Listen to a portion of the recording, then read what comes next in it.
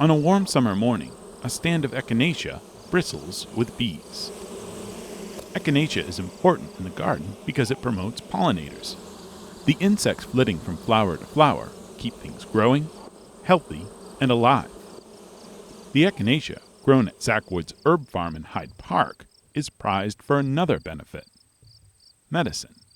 An average echinacea root probably weighs dried about maybe between 2 and 4 ounces. We expect out of this crop of echinacea to get maybe 100, maybe 150 pounds. So we should call Free at Buffalo Mountain Co-op and ask him if he's ready to receive some of this garlic. Great. Since 1999, Jeff and Melanie Carpenter have been growing herbs used to make botanic or herbal medicines and medicinal teas. Theirs is a marriage of farmers and herbalists. My dad's side of the family were dairy farmers, and I sort of grew up, going to the farm and visiting the farm, and was always intrigued by that, and loved the tractor and the scenery and the whole thing. And for a while there, I sort of left the agricultural world, not ever thinking I'd return, but I knew it was always in my blood, and so I came back, and this is what I do, and this is what I love to do, and this is what I'll always do. As difficult as it is and as challenging as it is, this is what I do. Well, I was really fortunate growing up. I was raised in a family that had rich traditions of herbalism. I was raised by my stepmother, Rosemary Gladstar, and she had been trained by her grandmother. So we passed that information on, grandmother to mother, mother to daughter, and it was really special. And so then as we were growing up, we just learned how to make teas, tinctures, salves, how to grow plants, how to identify herbs, and use them in our daily lives. Zack Herb Farm is the largest farm of its kind, growing certified organic medicinal herbs in Vermont and the Northeast. Like any farm product, herbs are best when harvested at their peak of flavor and freshness, not to mention potency. After harvesting, the herbs are placed in a drying shed. This is a type of basil called Tulsi. Some people call it sacred basil. This was brought in here fresh, and now it's dehydrated and ready to be processed for sale. It's about 105 degrees in here normally, so we can dehydrate herbs in as little as 24 hours in this facility. Most of the crop is sold wholesale. The Carpenters make value-added tea blends themselves, which they sell through their website. We're producing between 2,000 and 3,000 pounds dried material per year.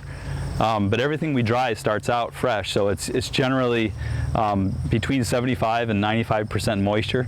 So we're starting out by harvesting 10,000, 15,000 pounds of fresh material and turning it into 2,000 to 3,000 pounds of dried material. What we were taught as herbalists is the plants in their dried form should look, smell, taste, and feel as close as they did when they were growing in the field, and that's our goal, is to produce a dried, marketable material that has retained as much of the quality as possible. And we feel like we've met that goal. The Carpenters stress quality control in their business. Much of the skepticism about herbal medicine stems from both fluctuations in the quality of the plant and a lack of consumer education.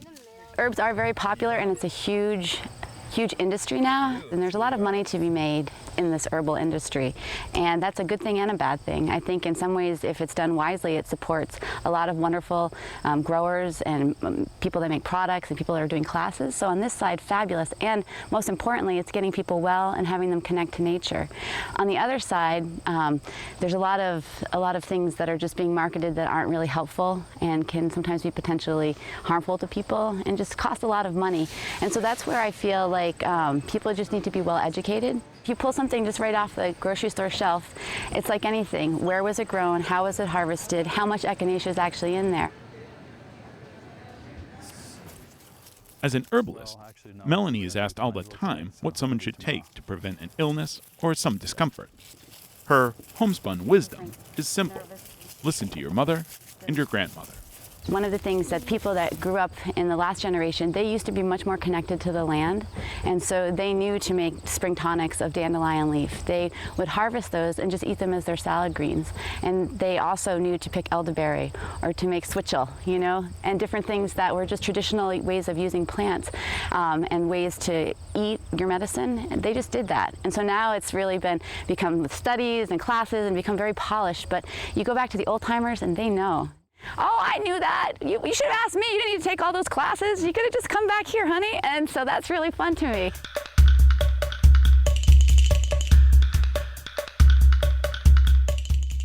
Herbal medicine, or herbalism, predates human history. It's only within the last 200 years, due to advances in science, that modern medicine has become more removed from its herbal roots. Many pharmaceuticals physicians use today, like aspirin, quinine, and opium, have been used as herbal medicines for millennia. The World Health Organization estimates that 80% of some Asian and African countries use herbal medicine as some sort of their primary health care. The Chinese symbol for the word crisis is two symbols, one that means danger and one that means opportunity. Dr. Jennifer Eyre is an attending physician at Fletcher Allen Healthcare and an assistant professor at the University of Vermont College of Medicine. Through funding from Fletcher Allen, she is currently training at the University of Arizona's Center for Integrative Medicine. Founded by Dr. Andrew Weil in 1994, the center creates, educates, and supports the philosophy and practice of medicine that addresses the mind, body, and spirit. It's really important that we have access to urgent care, acute care, trauma care, the gamut from broken legs to solid organ transplants. But that doesn't necessarily affect us on a day-to-day as far as how we take care of ourselves. And there's a longer tradition of things that we can call on that have a larger history that I think we need to pull back in and integrate back into our healthcare. I think that we really need to get creative about how we approach healing, about how we approach patient care, and we need to broaden our horizons a little bit more and look for things that are harmless, cost-effective, patient-centered. Our patients are asking these questions for a good reason. Eyre believes Western medicine's tentative approach to herbal medicine is due to apprehension and a lack of understanding. I think that there's often a deep breath or a fear response that may be the initial response of that's out of my league. I don't know anything about it. I didn't learn about it in medical school. So perhaps from a place that's not very well informed. I do think that once more traditional Western trained physicians understand that people are really looking to integrate their treatments. They're coming to the traditional doctor because they still value the science and tradition and history or even their own personal experience of what Western medicine can offer, but they're looking for more. And once people start to realize in medicine that people aren't trying to replace or discredit Western medicine, that we're truly looking to see what things can work in conjunction with Western medicine and what things have evidence, I think that the sigh of relief is palpable. This is Calendula officinalis. This is a flower that's in the marigold family. In terms of their own health care, Melanie and Jeff Carpenter take an all-inclusive approach to their health.